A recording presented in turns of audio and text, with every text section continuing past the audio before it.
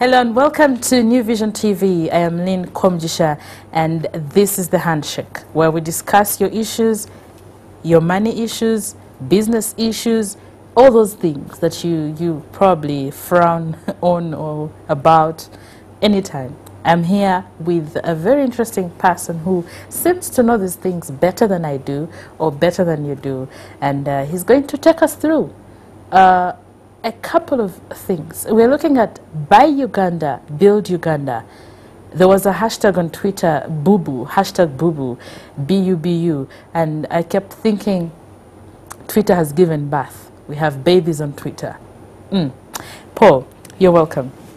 Thank you. And hashtag BooBoo. Did you hear about that? Yes, I saw it. What is all this? Well, Buy Uganda, Build Uganda is an attempt by the government to essentially do that. Buy Uganda, Build Uganda. We want to support our businessmen, our producers, and our service providers. So we want to give them priority. Yes. Priority in buying their stuff. And you see, we have quite a lot of stuff around.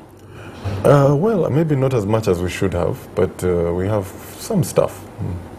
Huh. We have a lot of... I mean, if you go on the shelves in the supermarkets, there's very little Ugandan stuff. I'm not talking about... We have quite a number of Ugandan stuff on the shelves of most supermarkets, but I just walked by. Less than 10%. No. Absolutely. You check. You go and look again. It can't be 10%. Go and look in the soaps, go and look in the cosmetics, you go and look in the... think of anything. It's very little. I thought the percentage was quite high. No, no, no. In a way, I was proud of Uganda. That's the reason they're driving this thing. Actually, the government's target is that I think by 2020, they should have the government should be purchasing 20% of its stuff. Yes, I think I saw that. And somewhere. the shelves should be 50%. Now, so much should be 50% Ugandan. The idea, of course, is that if you create this pool, it's almost by force. Yes.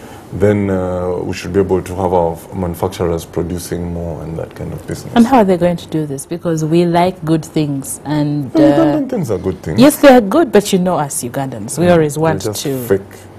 Are we fake Ugandans? Well, no.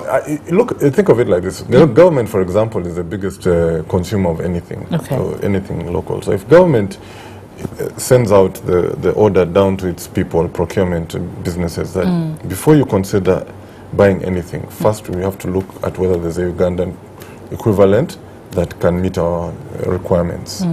It's, by the way, it's not even a blank check, because now Ugandan businessmen and producers have to meet certain quality standards. It's not just a blank check. So you still have to scale up your thing.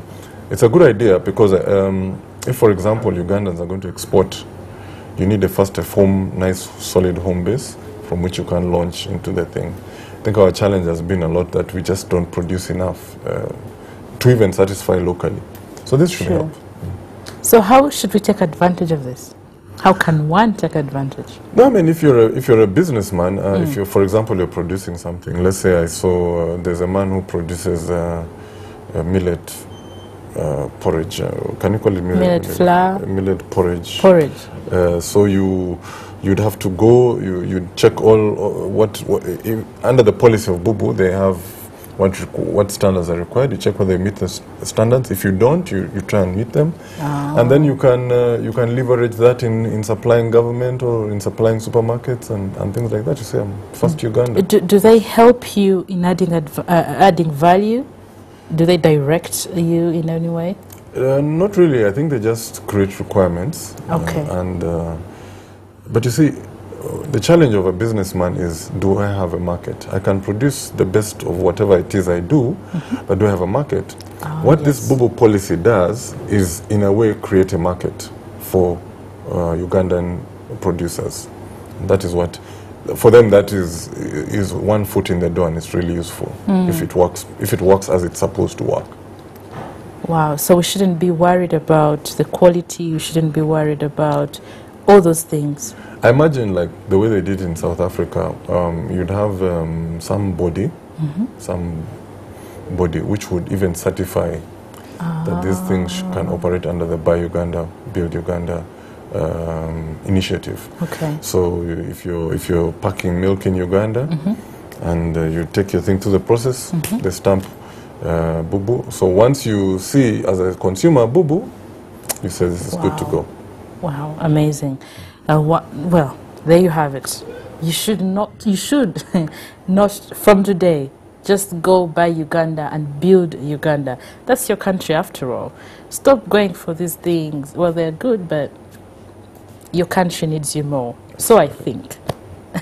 All right. Thank you so much, Paul. You're welcome.